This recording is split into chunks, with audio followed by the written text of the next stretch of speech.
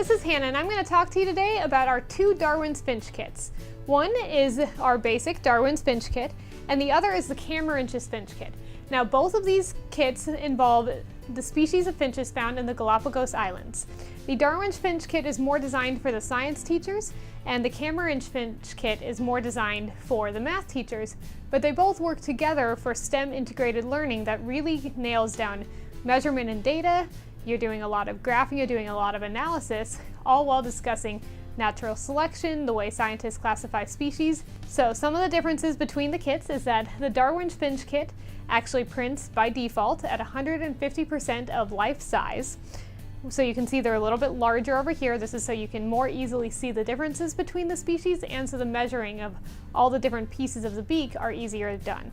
Now the Camarwhynchus Finch kit, because you're not looking at scale with the math things we're doing, you're looking more at analyzing the data. We have printed all of these finches at life size so that it's easy for measuring without conversion, and you can just go through, you can collect the data, you can analyze it, and you can see how the head size and the beak size of these two related species is actually a little bit different. So these two species here are both in the Camarwhynchus genus. We actually have 15 of each species here, and each of these samples represents a relatively accurate bell curve of that particular species. So we've looked and found the largest and the smallest of each of those species, as well as the average size, and then built an approximate bell curve out of the species from there. Now on Darwin's Finch kit, we've actually built each of the specimens here to be the average of that species. So we have 7 of the different species as well as the theoretical common ancestor.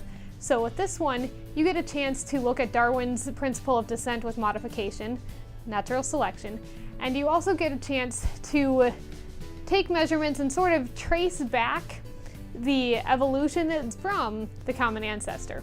So you're being scientists, you're exploring, you're taking a lot of data, you're doing measuring of the birds themselves, and then it's a lot of graphing, which is really important for year-end exams for the students to be comfortable building, reading, and understanding graphs. Now with the Camarwhynchus Finch kit, this one is more looking into analyzing the data on a deeper level.